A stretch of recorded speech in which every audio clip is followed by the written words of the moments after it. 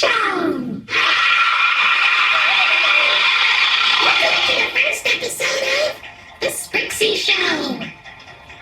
Today, we're going to be looking at something so interesting and so high-grade!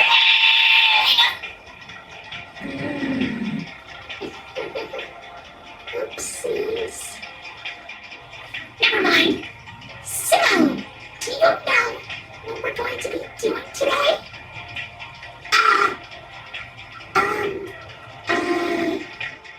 A review?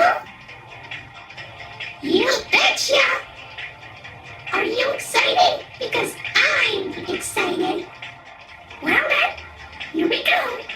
This is our first review. Welcome to Pooh Corner. It's a good place to start, huh? But Green, I heard about this show. It's, well, don't worry, Orange. Please just calm down. It's okay. Wow! I don't want to hear about it anymore. Please. I don't like this show. I want to go home now. Can we just skip this review, please? Please. Anyway, let's continue with the review. Well, first of all, it looks like an innocent Winnie the Pooh show, huh? Well, it is. It's worth noting that this is the very, very first Winnie the Pooh TV series. And as you can see, it's live action. Who doesn't love live action? Okay. Let's play it straight. Let's just take a look at some of the differences. The biggest difference is Winnie the Pooh himself. He looks like Winnie the Pooh, only some people think he's creepy looking. Well, the cartoon Winnie, he's kind of cute. As you would expect, that's his regular appearance. But the live action part of Pooh Corner, he's kind of, well, dare I put it, a little bit unnatural. I mean, his head seems a little too small, obviously because it's a costume, and people don't have that big of a head. And I don't know, just seeing him walk around in like full body when there's somebody in the costume, it's just, I don't know. And don't even get me started about those eyes. I don't know why they made his eyes look like that, but I guess it's just so he can blink. Who can blink without those? And does anybody know what they all look like? I assume they look like something. It's probably because of how low budget they are that they can't really afford to make them look so good. You are ignoring! Piglet is, well, he looks kind of cute. I'm pretty sure that the person who made these costumes had to make sure that they fit the people, were able to have their heads and their bodies be perfectly fit. But Piglets, I wonder how small the person in the Piglet costume was. Probably a little person or something? I don't know. But let's look at the differences between this Piglet costume and the cartoon Piglet. Well, the head's a little bit roundish. Also, this version of Piglet wears a scarf. Well, the Piglet we all know does not wear a scarf. I mean, it is a cute looking scarf. I do like scarves, but, well, I don't know. He does look cute in that scarf, I must say. Now let's look at Tigger. I understand Tigger is known to bounce on his tail, but because this is live action, I'm guessing there was no way they were able to make him bounce from his tail. I mean, a fake tail isn't as strong enough as, say, well, any tiger's tail, I must say. Also, I think that he's a little too, dare I say, quick.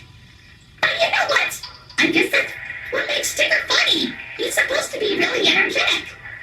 He's kind of cool here. He's really, really in character. The only difference is that instead of a pink nose, he has a black nose. I don't know, maybe they didn't have enough pink fabric to make the nose when they were making the costumes. Oh well. Now as for Eeyore, he is considered to be, well, an old gray donkey. As he is. But the thing is about this version of Eeyore is that he's less depressed and more cheerful. Also, I don't know if this is tied to any of the other stuff, but he really, really likes to eat thistles.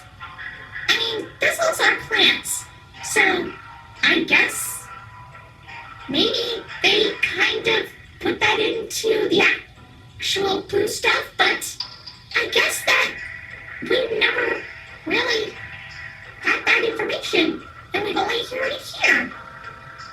Also, how does the Eeyore costume work? So for Kanga, I understand Kanga is kind of the female in the Winnie the Pooh cast. But just seeing the live-action version of Kanga, well, in Welcome to Pooh Corner form, she kind of looks a little bit like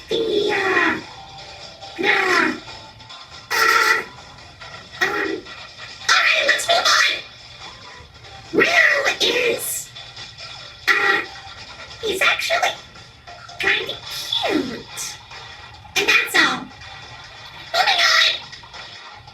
As for Rabbit, okay, going back to the costume proportions, and, well, the reason why they look like this is so they can fit the person in the costume. But for this, I feel like Rabbit looks a little bit too, wide. Wow, the cartoon Rabbit is more, well, thin, I must say. Also, I noticed that Rabbit is less cranky than his original cartoon counterpart. Maybe the people who make this show just don't like Rabbit being a jerk. Finally, we have Owl. Owl, well, I'm guessing he's more of the, I don't know, he does have the gag of, or the running gag, I must say, much like Eeyore with the thistles, he likes to talk about his relatives. But you know what? Well, I'm guessing that's kind of a thing he could do. I mean, yeah, sure, he can be very mature and wise, but, just hearing him talk about his relatives is kind of amusing, I guess. But, yeah, I'll stick with that. I can understand.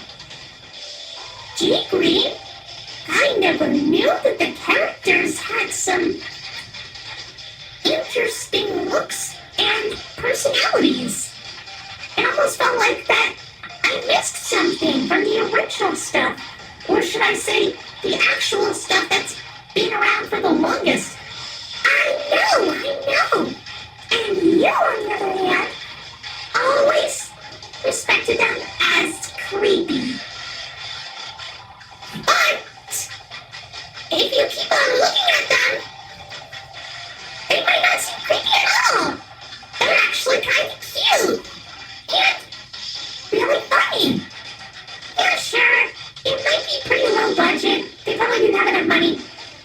But I see them as just okay. They're supposed to be pure and sweet.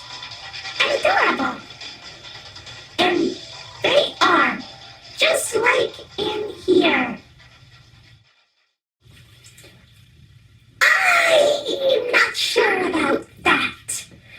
Because look at this. PSAs with Pooh? Exactly. PSAs. We need to talk about them. Why are you wearing glasses? Oh, you know what? I don't know. According to this, it seems that they did these PSAs for educational children, for schools. They talked about school bus safety and stranger danger. Oh, that's nice. I guess it would have been... What? School bus safety, etiquette, and stranger danger? Are you telling me that they also educate children at school? Yeah. Is that a problem? I can't believe that those kids were actually able to pay attention without, worrying. Don't worry about anything. You see, Pooh's Great School Bus Adventure is a 13-minute long PSA that was released, I believe, in 1984. It taught children all about proper school bus etiquette.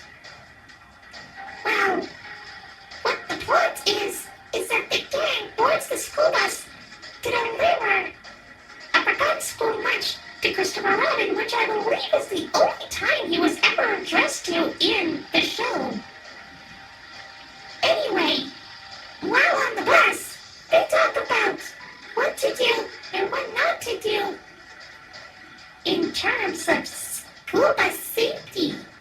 This includes not running in front of the bus, not going under the bus, and don't eat or drink on the bus.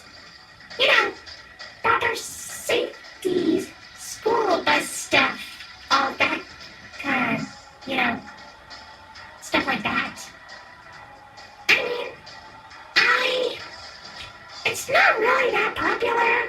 In fact, I'm pretty sure that you can only find a VHS copy of it somewhere in, a really old vintage antique store or something. Some kind of thrift shop. There's no way you're able to find it in a library anymore. Unless you look hard. Really hard. Come on. I feel like this is probably one of the most jarring things I have ever experienced from Winnie the Pooh, but there's more. However, there was another PSA, which is obviously the Stranger Danger one. Too Smart for Strangers was released in 1985 and was 45 minutes long. That is a very long one, but it's lasted 45 minutes. In this one, you have to learn all about stranger danger. It features a few kids talking about what to do when approached by a stranger and what they do when, that happens. And of course, the Winnie the Pooh characters also give some tips on how to stay safe. Don't let a stranger in your house when a parent isn't home. Don't take anything from a stranger if they offer it to you, and run away when approached by a stranger while on the street. The reason why this is so infamous is because, they also talk about molestation, which is, touching private parts. They talk about private parts in this. But despite all of that, it's still a really good show, just like all the other ones.